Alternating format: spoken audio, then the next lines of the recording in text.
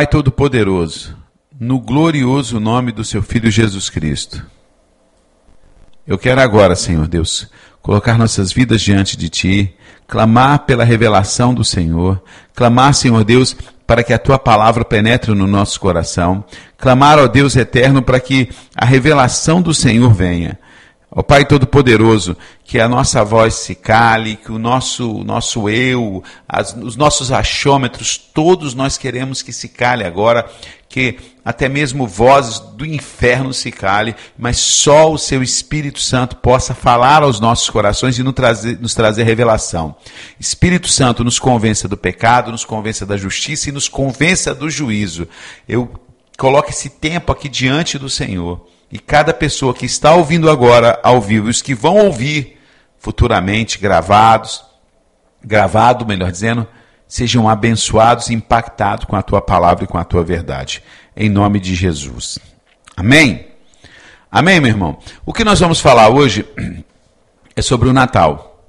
Então, geralmente eu trago essa palavra nas proximidades do Natal, e para que a gente possa entender melhor e termos o discernimento do Espírito Santo de Deus, das coisas de Deus.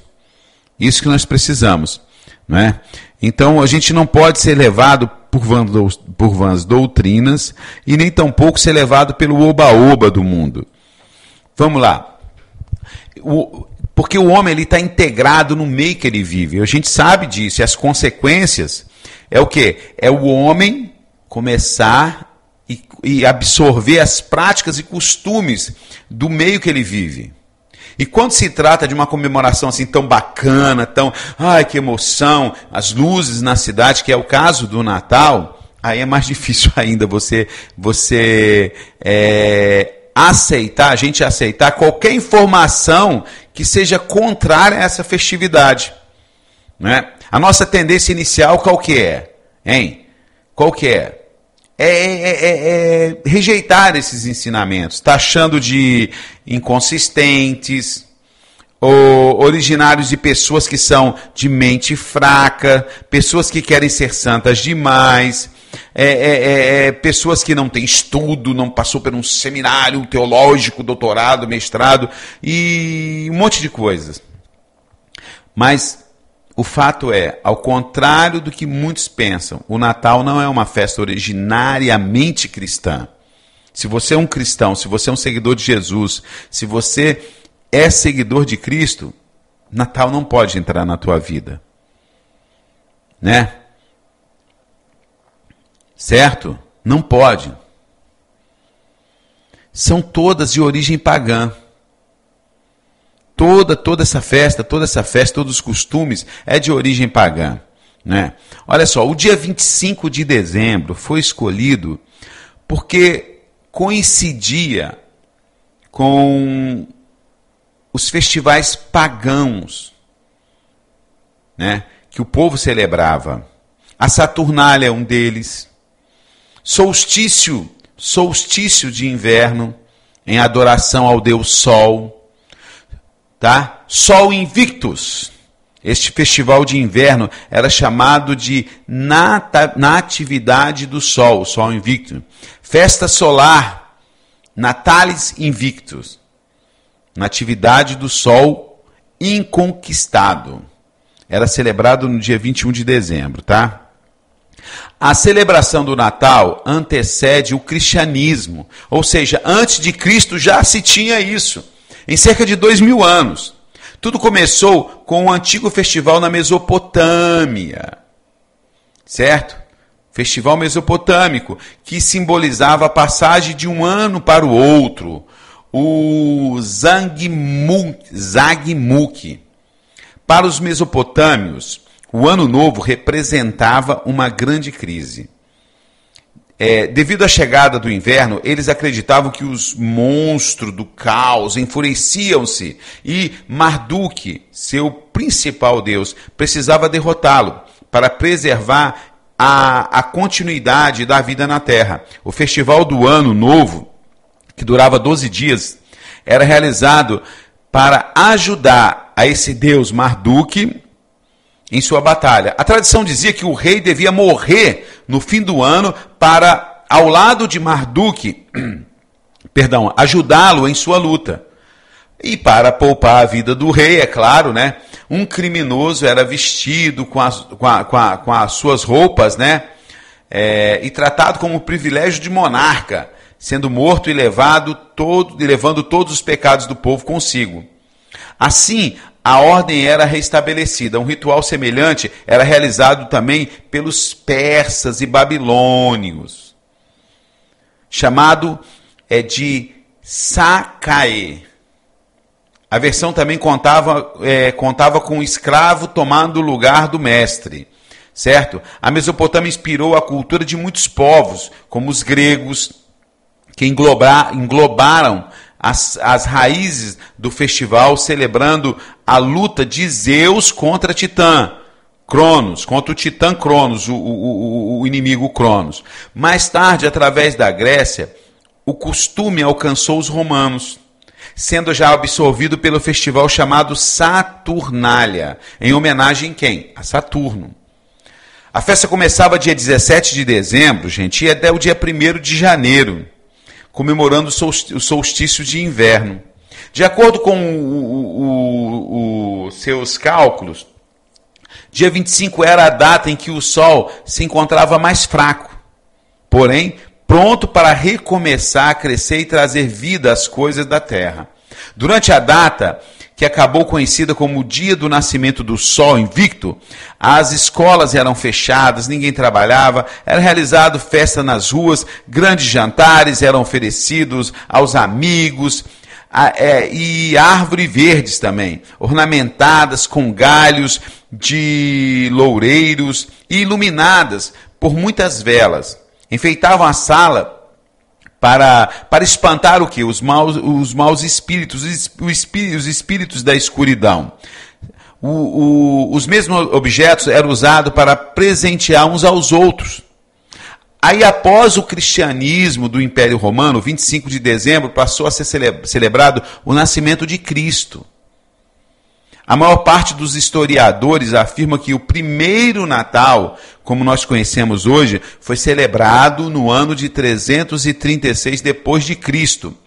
A troca de presentes passou a simbolizar as ofertas feitas pelos 3 reis magos ao menino Jesus, assim como outros rituais também foram adaptados ao cristianismo, não é?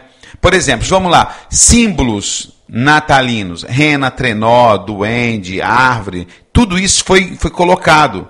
São tudo seculares e possuem um fundamento em diversas lendas pagãs. Representavam a forma das religiões não cristãs de cultuar, e assim que eles cultuavam as suas divindades.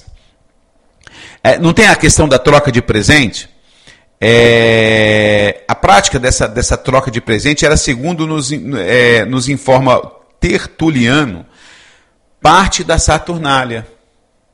Não há nada de errado em dar presentes. Por exemplo, os israelitas davam presente uns aos outros em tempo de celebração, tá? Tudo bem. Mas alguns têm procurado ligar os presentes de Natal com aqueles que Jesus receberam dos magos. Não há qualquer respondência, não há qualquer correspondência nessa situação, não é verdade? Uma outra coisa, outro símbolo que é muito forte, que as pessoas nem pensam em tirar das suas casas, a árvore de Natal. Ela tem a sua origem também no paganismo. Segundo uma fábula babilônica, um pinheiro renasceu de um antigo tronco morto. O novo pinheiro simbolizava que Nimrod tinha vindo viver novamente em Tamuz. Entre os druidas, o carvalho era sagrado. Entre os egípcios, era a palmeira. E em Roma, era o abeto, que era decorado, melhor dizendo, com cerejas negras durante a Saturnália. O deus escandinavo Odin era crido como um que dava presentes especiais na época de Natal. Aqueles que se aproximassem sua árvore, né, sagrada, do seu tronco sagrado e tal. O carvalho foi, em muitos casos, considerado a rainha das árvores. No inverno, quando as suas folhas caíam, os povos antigos costumavam colocar diferentes enfeites neles, porque para atrair os espíritos da natureza, que se pensava que havia fugido por causa do inverno. A árvore de Natal moderna surgiu já na Alemanha. As suas primeiras referências datam do século XVI. Foi a partir do século XIX que a atração chegou à Inglaterra, França, Estados Unidos, Porto Rico, e depois, já no século XX, virou tradição na Espanha e na maioria da América Latina. Na Assíria, a deusa Semíramis havia feito uma promessa aos assírios de que quem montasse uma árvore com enfeites e presentes em casa no dia do nascimento dela, ela iria abençoar aquela casa para sempre. Isso aí é a deusa Semíramis dos assírios. Entre os egípcios, o cedro se associava a Osíris, Deus, Osíris. Os gregos ligavam o loureiro a Apolo, o abeto a Átis, a azinheira a Zeus. Os germânicos colocavam presente para crianças sob o carvalho sagrado de Odin, que é um deus de mitologia. Na véspera do solstício de inverno, os povos pagãos da região dos países bálticos cortavam o pinheiro, levavam para os seus lares e os enfeitavam de forma muito semelhante ao que se faz nas atuais árvores de Natal. Essa tradição passou para os germânicos e a primeira árvore de Natal foi decorada em Riga, na Letônia, em 1510. Tá? Tem passagens bíblicas que falam sobre a árvore, associação à idolatria e à adoração falsa. Então, você vê, isso aí é antes, muitas coisas antes do nascimento de Jesus. Olha o que a Bíblia diz. Porque também os de Judá edificaram altos, estátuas, colunas e poste ídolos no alto de todos os elevados outeiros, debaixo de todas as árvores verdes. 1 Reis 14, 23. Não estabelecerá postes ídolos plantando qualquer árvore junto ao altar do Senhor teu Deus, que fizera para ti. Deuteronômio 16, 21. Certo? Então essa questão de querer associar árvore, essa idolatria, isso tem que ser banido. A Bíblia aqui já está dizendo. Mas vamos lá. Tem outras origens também que falam sobre a árvore de Natal, mais antiga do que o nascimento de Jesus Cristo, né? Ficando entre o segundo e o terceiro milênio antes de Cristo, essa questão da árvore de Natal. Segundo ou terceiro milênio antes de Cristo.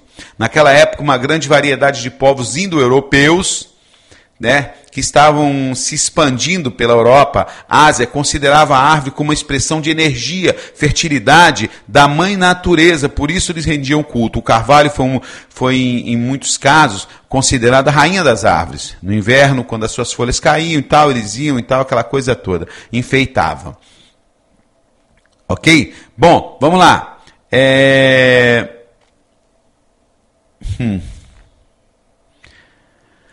Existem a tentativa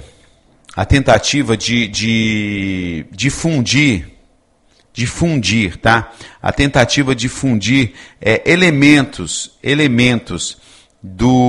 dessas festas pagãs ao cristianismo, correto? Existem tentativas de fazer isso. Mas vamos ver aqui, a fim de quê? De justificar a celebração do Natal. Aí muitos tentaram identificar elementos pagãos aos símbolos bíblicos. Por exemplo, Jesus, foi identificado como Deus Sol. Tertuliano teve que se assegurar que o Sol não era o Deus dos cristãos. E Agostinho denunciou a identificação herética de Cristo com o Sol, né? É isso que é o problema. Eles tentaram colocar o Deus Baal, o Deus Sol, sendo representado por Jesus. E não é por aí. O presépio, as esculturas e quadros que enfeitam os templos para ensinar aos fiéis que a representação teatral semilitúrgica, né? que acontecia durante a missa de Natal, servia como inspiração para que criasse um presépio, que hoje é uma tradição na Itália, Espanha, França, né, etc, etc. A tradição católica diz que o presépio surgiu no século XIII, quando São Francisco de Assis quis celebrar o Natal, mas o mais realista possível. Então, são tudo tentando associar o nascimento de Cristo. Os enfeites de Natal, quais são os significados? Por exemplo, as bolas e estrelas que enfeitam as árvores de Natal representam as primitivas pedras, maçã ou outros elementos que no passado enfeitavam o carvalho, aquilo que a gente já viu que foi condenado vindo dos pagãos, né? E esses enfeites são os percursores, maçã, pedras, são os percursores da árvore de Natal atual, que são os pisca-pisca, aquela coisa toda, né? Cada um desses enfeites tem em si um significado, antes que eles fossem substituídos pelas lâmpadas elétricas e coloridas, etc, etc, né? Eles têm um simbolismo. Certo? Aí dizem que não, hoje tentam fazer de tudo. As pinhas, lembra aquelas pinhazinhas?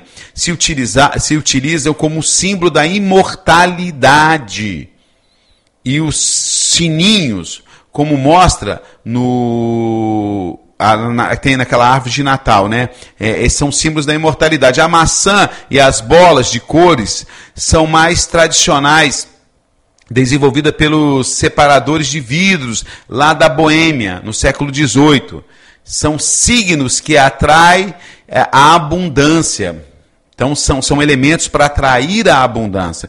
Né? E, finalmente, as estrelas anunciam o desígnio de Deus. Segundo conta a Bíblia, que a estrela tem um anjo, e por ela a crença suposta antiga ideia de que cada uma que povoavam o firmamento, e aquela coisa do Natal, do nascimento de Jesus, a estrela que guiou, aquela coisa toda. Bom, vamos lá, vamos para a Bíblia.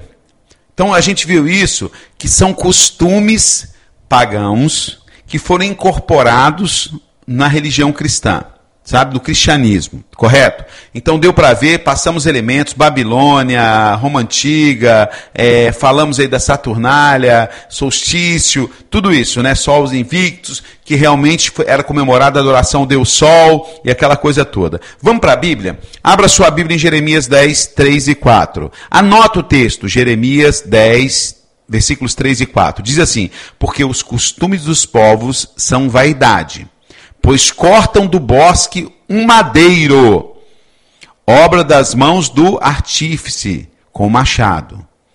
Com prata e ouro o enfeitam, com pregos e martelo o fixa, para que não oscile. Jeremias 10, 3 e 4. Porque os costumes dos povos são vaidade. Ou seja, tudo isso é vaidade, e já está falando de cortar o madeiro, enfeitar o madeiro, Jeremias 10, 3 e 4. Né? E com o passar do tempo, outros costumes foram colocados dentro dessa festa pagã, né? Cheia de mistério e magia. Quem nunca acreditou em Papai Noel? Um velhinho com roupas vermelhas, barba branca, cinto e botas pretas, não é? Não é mesmo? Que é Santa Claus. Que na realidade é São Nicolau. São Nicolau. Vamos lá, quem é São Nicolau? Nasceu no século 3, no século 3 em Petra, na Grécia. Petras, na Grécia. Quando seus pais morreram, ele doou todos os seus bens e optou pela vida religiosa. Com apenas 19 anos, foi ordenado sacerdote e logo tornou-se arcebispo de Mira. Dizia-se que na cidade que ele nasceu vivia 3 irmãs, que não podiam se casar por não ter dinheiro para o dote. O pai das meninas resolveu então vendê-las conforme fosse atingindo a idade adulta. Quando a primeira ia ser vendida, Nicolau soube o que estava acontecendo e em segredo jogou através da janela uma bolsa cheia de moedas de ouro que foi cair ali numa meia posta numa meia posta para secar no chaminé. Então caiu nessa meia posta para secar no chaminé. Aquela meias, usavam meias, caiu lá dentro a sacolinha. Da mesma coisa aconteceu quando a segunda. O pai, enfim, descobriu o que estava acontecendo e permaneceu espiando a noite toda. Ele então reconheceu Nicolau e pregou sua generosidade para todo mundo. Olha que coisa linda, né? A fama de generoso do bom velhinho, que foi considerado santo pela Igreja Católica, transcendeu a sua região e as pessoas começaram a atribuir a ele todo tipo de milagres e lendas. Em meados do século XIII, comemorou em comemoração ao dia de São Nicolau, né? Em meados do século XIII, começou a comemoração do dia de São Nicolau, a primavera, né?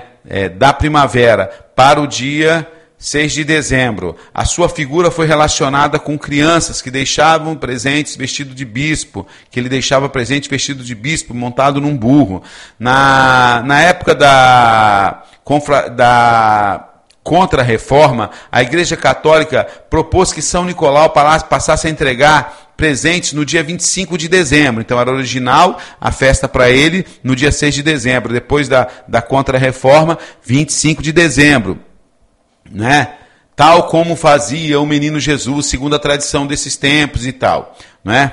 E isso foi chegando, continuou alguns pontos da América Latina. Os holandeses, no século XVII, levou para os Estados Unidos a tradição, ok? E essa ficou a lenda de São Nicolau para lá, que se chamou Santa Claus. Os verdadeiros impulsionou o mito Santa Claus, passou para ser chamado Papai Noel, recebeu nos Estados Unidos, foram 2 escritores de Nova York que fizeram isso, que criaram tudo isso aí, né?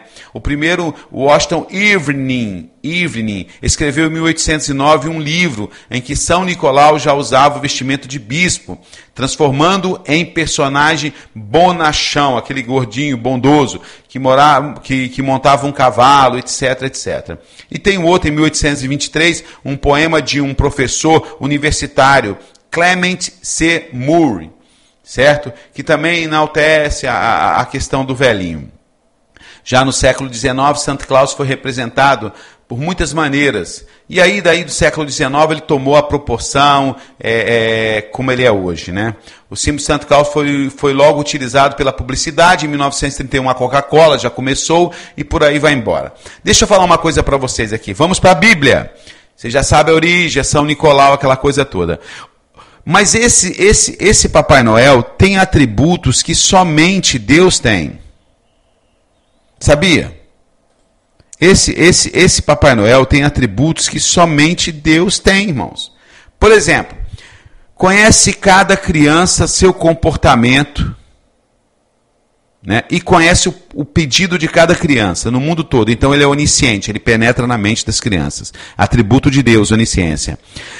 Numa única hora ele consegue deixar em todos os lugares do mundo os presentes. Onipresença, ele consegue estar presente no dia 25 de dezembro em vários lugares do mundo.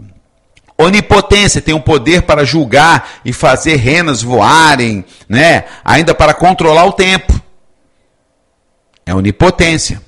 Ele é a eternidade, é sempre o mesmo por todos os séculos. Isso é fábula, meu irmão. Isso é fábula. Agora vamos para a Bíblia para ver o que a Bíblia diz sobre fábula. Porque agora, pastor, você falou e o que tem a ver fábula? Por que as crianças não podem crer em fábulas? 1 Timóteo 1,4, anota aí.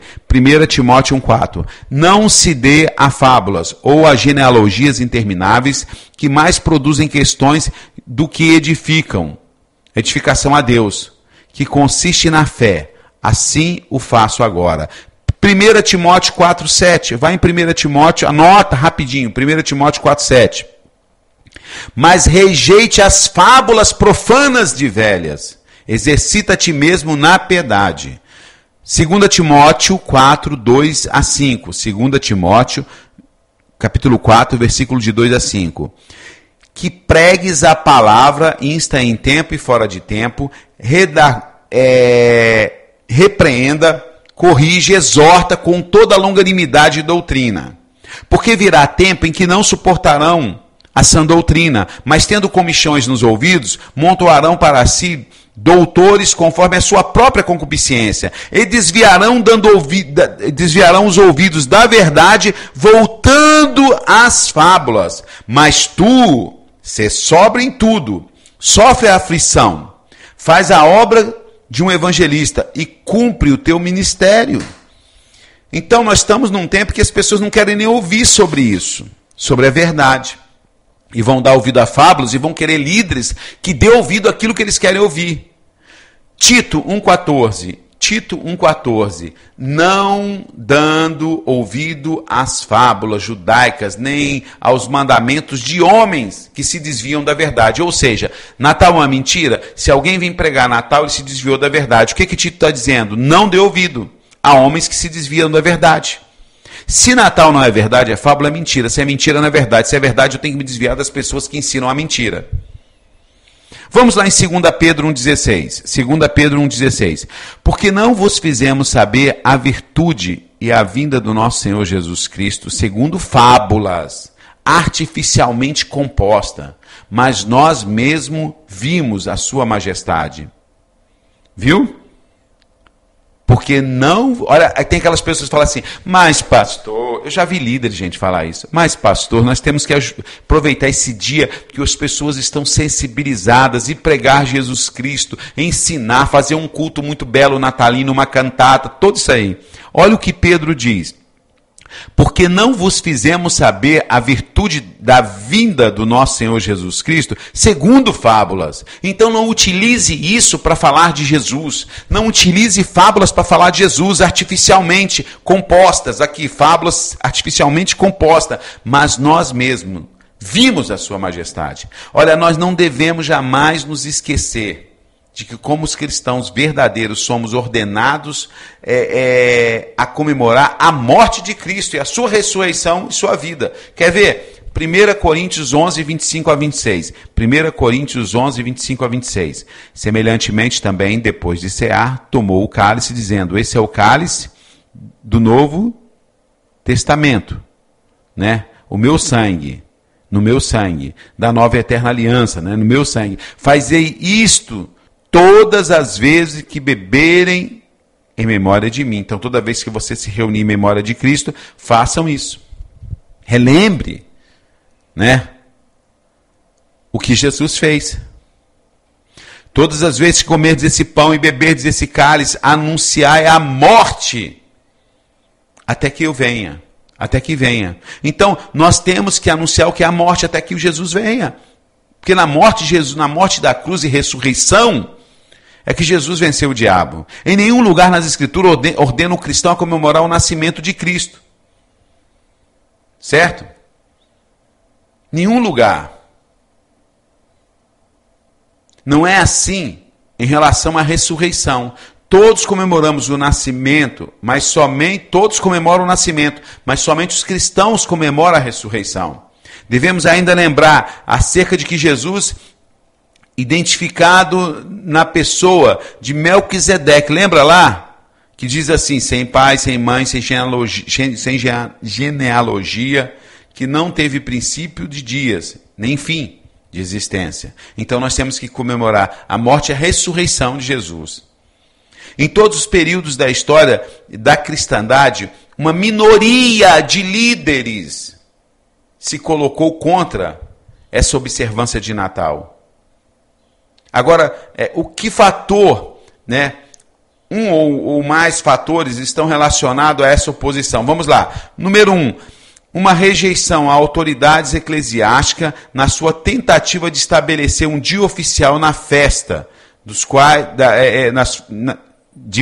dos quais Natal é uma delas. Então, quando se levanta contra essas autoridades eclesiásticas, eles são queimados por isso, porque se levanta contra essas autoridades. Nós temos que rejeitar essas autoridades eclesiásticas que tentam oficializar coisas que não, festas que não pertencem ao Senhor. E dessas festas, Natal é uma delas. 2, uma objeção às bebidas, festas e essas festas que são regadas a bebidas, muitas vezes imoralidades, associadas aos festivais de Natal, né? Em todos os períodos da história, tinha a Saturnália, tinha orgias, tinha festa, e essa festa se incorporou ao cristianismo que vem, tinha orgias nessas festas. Então, nós temos que rejeitar isso, essa associação, objeção às bebidas,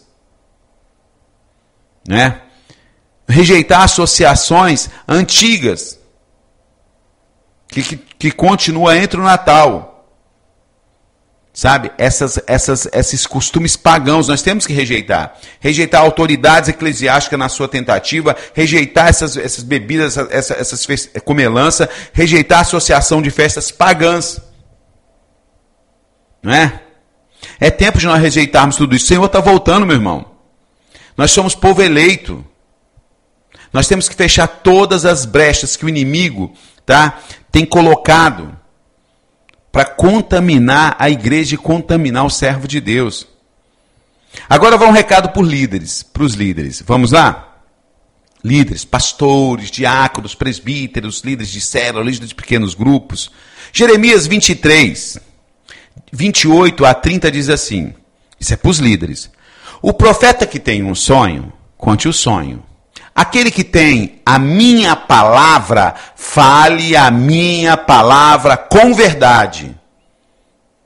Que tem a palha com o trigo, diz o Senhor. Porventura a minha palavra não é como fogo, diz o Senhor, e como martelo que esmiuça a pedra? Portanto, eis que eu sou contra os profetas, diz o Senhor, que furtam a minha palavra, as minhas palavras, cada um ao seu próximo. Eis que eu sou contra os profetas, diz o Senhor, que usa a sua própria linguagem e dizem, ele disse. Ou seja, meus irmãos, Jeremias 23, 28 a 30. Se eu sou um profeta de Deus, um líder, se eu sou um pastor, se eu sou um líder, e eu furto a palavra de Deus, que furtam as minhas palavras ao seu próximo, olha só, Deus é contra mim, por isso que eu prego isso. Porque Deus será contra mim se eu furtar a palavra. Se o seu líder está furtando a palavra, Deus é contra ele. Vai em Jeremias 17, 9 a 10. Jeremias 17, 9 a 10. Enganoso é o coração, mais do que todas as coisas. E perverso. Quem o conhecerá? Eu, o Senhor, esquadrinho o coração do povo, os rins. Isso para dar a cada um segundo o seu caminho, segundo o fruto das suas ações. Ah, pastor, mas olha, isso é de bom coração. Deus está olhando o coração. Tem muita gente dizendo que está usando o Natal para evangelizar. É mentira, é para satisfazer a carne. Deus sonda o coração e vai sondar o coração de cada um. Vai lá, Jeremias 10, 3 e 4. Jeremias 10, 3 e 4. Jeremias 10, versículos 3 e 4. Anota aí. Porque os costumes dos povos são vaidades, pois cortam do bosque um madeiro, obra das mãos do artífice, feito com machado. Com prata e com ouro enfeitam, com pregos e com martelo firmam, para que não se mova. Isso é o quê? Árvore de Natal, né? E aqui, porque os costumes dos povos são o quê? Vaidade. Dá um pulinho em Ezequiel 13:9. Ezequiel 13:9. A minha mão será contra os profetas que veem vaidade e que adivinham mentiras. Não entrarão na congregação do meu povo, nem nos registros da casa de Israel se escreverão, nem entrarão na terra de Israel, e sabereis que eu sou o Senhor Deus. Então, olha só, e a minha mão será contra os profetas que veem vaidade e que adivinham mentiras. Ou seja, essas fábulas que nós acabamos de trazer um monte de bases para vocês e estudos históricos. Não é fábula? Se é fábula, é mentira. Se é mentira, meu amigo, Deus é contra isso. O pai da mentira é Satanás. O pai da mentira é Satanás. Deus é contra isso. E se Deus é contra isso, nós devemos ser contra isso. Agora, cabe a cada um, baseado nisso, nesses textos bíblicos, baseado em todas, sem contar com toda adoração a Baal, porque durante o Natal a gente vai ali, as pessoas vão, colocam seus cartõezinhos de crédito, se endividam o ano todo que vem, sabe? Essa troca de presente é costume também pagão, e vão se gastando fortunas. Quantos bilhões são movimentados no mundo por cristãos? Eu estou dizendo aqui para cristãos. Quantos bilhões são movimentados no mundo por cristãos para sustentar uma festa consumista pagã como essa? São bilhões. Agora você sabe quantos bilhões os mesmos cristãos investem para alcançar uma vida para Jesus? Observa você, meu irmão, no seu orçamento, você que é acostumado a fazer Natal. Quanto você gasta de tender, chester, champanhe? Alguns usam champanhe, outros usam vinho também. Aquela comida, aquela mesa farta. Quanto você gasta por ano? Aí associe isso à roupa que você compra para a festa de Natal, aos presentes que você compra para a festa de Natal, as viagens que você faz em função dessa festa. Junta tudo isso. Por ano, quanto você gasta por ano? 1.000, 2.000, 3.000, 4.000 reais? Agora para um pouquinho. Quanto você gastou no último Natal? Seja franco com você. Quanto você gastou no último Natal? Quanto você está projetando para gastar nesse Natal? Então vamos supor, você gastou 2.000 reais no Natal passado. Roupa, pintou a casa para receber os parentes, comprou toda aquela comida toda, refrigerante. Tem alguns que os parentes não são cristãos, compram cerveja, champanhe, vinho. Bom, 2.000 reais você gastou. Preparativos, roupa, presente, tudo. Agora eu te faço a seguinte pergunta. Quanto você investiu em missões para alcançar uma vida nos países onde não tem igreja, ou nos locais onde é difícil acesso à igreja, onde há um missionário? Quanto você gastou também no ano passado com missões? Qual foi a sua oferta para missões? Você sustenta algum missionário? Você ajuda algum missionário? Você ajuda alguma obra missionária? O seu gasto com missões é equivalente ao seu gasto com o Natal? Mesmo que seja maior, está errado porque é uma festa pagã. E eu coloco aqui, a grande maioria gasta muito mais com o Natal do que com a expansão do reino de Deus. Agora você vai orar, você e Deus, e perguntar: Senhor, é para mim continuar comemorando essa festa pagã? Agora eu sei, eu não vivo na ignorância. Agora eu sei de onde vem. Vem tudo do paganismo e de várias seitas pagãs. E agora eu sei que existe um espírito de consumismo por trás disso também. E agora eu sei que se eu comemorar isso, eu estou servindo a esses deuses pagãos. E a tua palavra diz que aquele que serve a um ídolo se torna igual ao ídolo. Então, se você quiser se tornar igual a esses ídolos, aí agora é por tua conta e risco. A verdade eu já te preguei. A Bíblia está tudo anotado. Se você anotou, está anotado. Essa mensagem vai ficar gravada. E você vai fazer agora aquilo que você acha que deve. Eu aconselho você a orar e perguntar a Deus. Na realidade, eu vou ser mais direto e objetivo. Se você é um cristão, eu nem te aconselho a orar. Largue isso, porque está mais do que claro que isso não pertence ao reino de Deus. Então você tem que abandonar. Tá bom? Agora, se você quiser continuar, é por sua conta e risco. Você não vai poder chegar na presença de Deus quando você estiver frente a frente com o Senhor e falar assim: Deus, eu adorei a deuses pagãos, mas ninguém nunca me avisou, nunca me disseram, nunca me mostraram na tua palavra. Se você ouviu essa mensagem, você não tem esse argumento perante o Senhor. Que Deus te abençoe, que o Espírito Santo de Deus traga revelação à sua vida, tá? E que você seja assim, um discípulo de Jesus, firmado na rocha que é Cristo, e não negocie a santidade por costume nenhum desse mundo, por festa pagã nenhum desse mundo, por apelo comercial da mídia nenhum desse mundo. Ah, pastor, mas lá na minha igreja montam árvore de Natal, lá na minha igreja o pastor comemora, a pastora, a família deles, eles são favoráveis. É problema deles. Você viu o que diz aqui os textos bíblicos?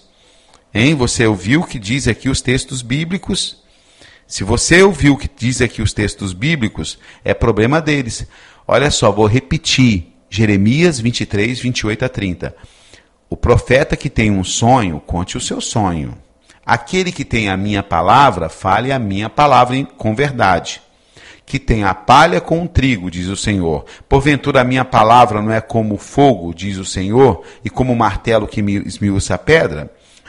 Né? Portanto, eu sou contra os profetas, diz o Senhor, que furtam a minha palavra, cada um ao seu próximo. Eis que eu sou contra os profetas, diz o Senhor, que usa a sua própria linguagem e dizem, ele disse. Então, meu irmão, se a pessoa sabe isso, conhece a Bíblia e furta, ela vai dar conta com Deus. E se você sabe e também furta, você também vai dar conta com Deus. Por quê? Porque nós queremos, vamos de novo, Jeremias 17, 9 e 10. Enganoso é o coração, mais do que todas as coisas. E perverso, quem o conhecerá? O Senhor esquadrinha o coração do povo. O Senhor esquadrinha o coração e prova os rins. Isso para dar a cada um segundo os seus caminhos, segundo o fruto da sua ação. Então Deus vai sondar o teu coração, você já conhece. Deus vai sondar o teu coração e vai dar a cada um segundo o seu caminho. Jeremias 10, 3 e 4. Porque os costumes dos povos são vaidades. Isso não é costume dos povos, isso é vaidade. Por que vaidade? Porque eles cortam do bosque um madeiro. Lembra, antigamente não tinha essas árvores de Natal industrial? A gente tinha que cortar no mato. Enfeitar com algodão, lembra? As obras do madeiro, obra das mãos dos artífices, feita com machado. Com prata, com ouro enfeitam. E com pregos firmam para que não se mova. Isso aí, ó. Porque isso é costume dos povos. E são vaidade. Nós não podemos participar de vaidade. Não é? E mais para terminar, Ezequiel 13, 9. E a minha mão será contra os profetas. Que vem a vaidade. Não está falando aqui, ó. Porque os costumes dos povos são vaidade. Eu, como pastor, vejo a vaidade. Ó, a minha mão é contra o profeta que vê a vaidade e que adivinha mentira.